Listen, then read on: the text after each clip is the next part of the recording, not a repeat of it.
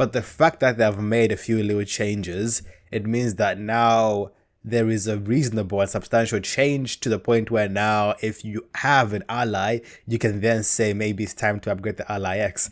Yeah, I like this. I like it. I like it a lot. I like it a lot. Solid mind here, and today I am looking at asking the question, should you buy the ROG Ally X? I received some comments on my last video. Let me just show them to you on the ROG Ally. So Crank This Up said, this is not the Ally X. The last video I made was around the ROG Ally, the previous version. So thanks for that shout out. And because of you, I'm making a new video. So shout out to you, Crank This Up. Then we have Virtual Blue Art saying that, you know, this does tend to yellow over time because of the way the plastic is made, but you can with chemicals, you know, clean it up a little bit. So there is that at least. So guys, keep commenting. I read your comments and they might show up in my video like this. But anyway, let's get back to the video and find out, is it worth you guys buying the ROG Ally X?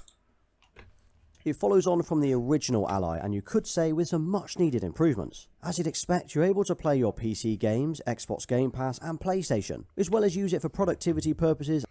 So already, one thing that for me, that also Virtual Blue Art also said in the comments that I also value is the fact that this is now black.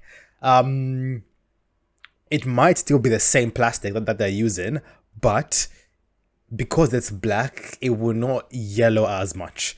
No, I won't yellow at all actually. Normally white or clear designs yellow a lot. I think all plastics yellow over time anyway. So this will stand the test of time a little bit. I know that trying to go with white is a more, you know, distinct and different color, but this is definitely a game changer already by far. So I'm liking it. I'm liking it. One of the big negatives has been sorted out already. Yeah, it's always good when companies upgrade their units, and I said in the last video that the ROG Ally is one of the best consoles you can buy out there compared to the Steam Deck. So this might then push it over to the point where I would say definitely it is better than the Steam Deck. But let's continue. So here's the retail box that it comes in, and it's very similar to the first Ally, but obviously this time it's all blacked out. Then inside we've got the Ally itself, and this looks so nice in black, but we'll come back to this in a second. Then underneath that is a 65 watt charger with a USB-C on one end, although I've also got a 140 watt charger to test it out, and that's because the new Ally X does support up to 100 watt fast charging.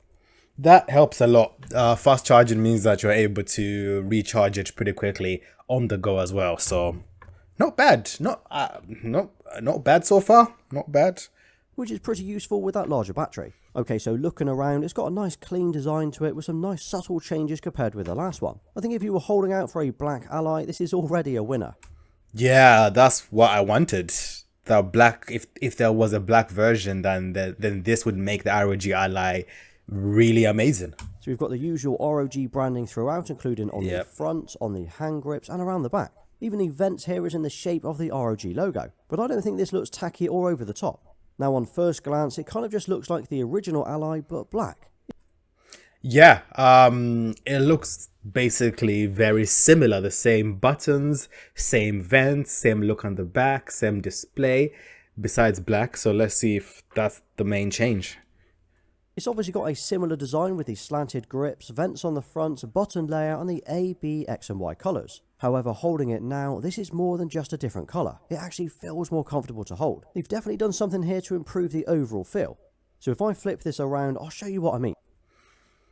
The vent looks smaller on this and not as centered as the original ROG Ally. These buttons look a little smaller. It might be my eyes. And the grips, I can't really tell too much of a difference. So you see the hand grips, well ROG have ever so slightly made them bigger and thicker to make it more comfortable in the hand. And they've even rounded the edges off. So if I compare this to the original, you can see how it's a lot more smoother down here as well. Yeah. Although they have... You can clearly tell that this is more ergonomic. You know, for slightly bigger hands, this works a lot better. So this is a win for ROG Ally X. Also changed the grip texture to include tiny ROG logos. So that's pretty neat, and it's something that we saw on the Yeah, I know the PlayStation did that. PS5's DualSense I just said that. controllers. But surprisingly, this one is now heavier, coming in at Yeah. Maybe it's my eyes, but this doesn't look as centered as... This looks a bit more to the right than this, but just barely. I was right. The buttons look a lot smaller on here. R is to allow more space for the vents, so there's more vents here. It's okay.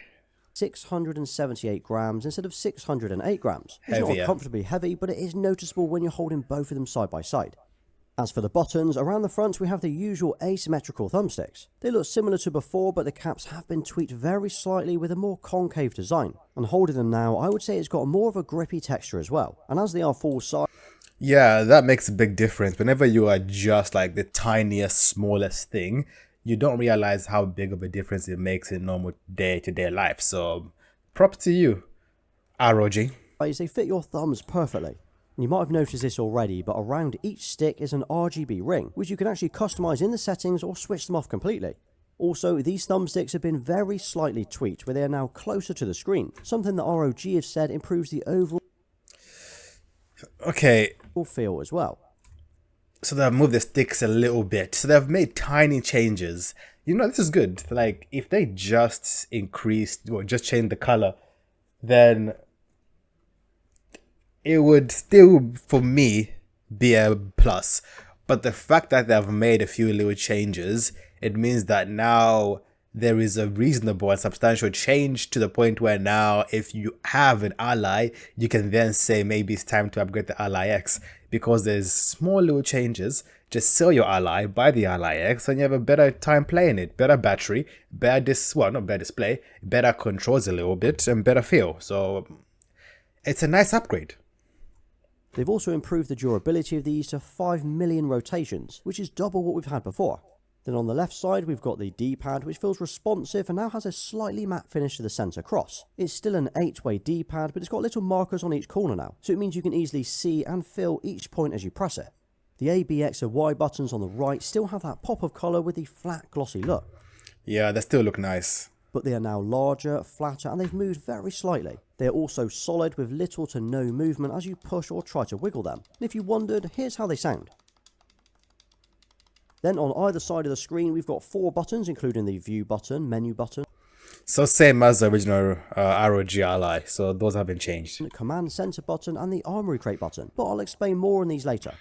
Across the top we've had a little bit of a change around here, so we've got the power button first, followed by a 3.5mm jack for your wired headphones. Yep. The micro SD card slot has moved, which is designed to improve the performance of the port. I know a few people had issues with the Ally, so this should take care of that as it's quite a hot topic. Then there's the volume buttons and 2 USB-C ports. One is a 3.2 that supports a DisplayPort, and the other is a Thunderbolt 4 port.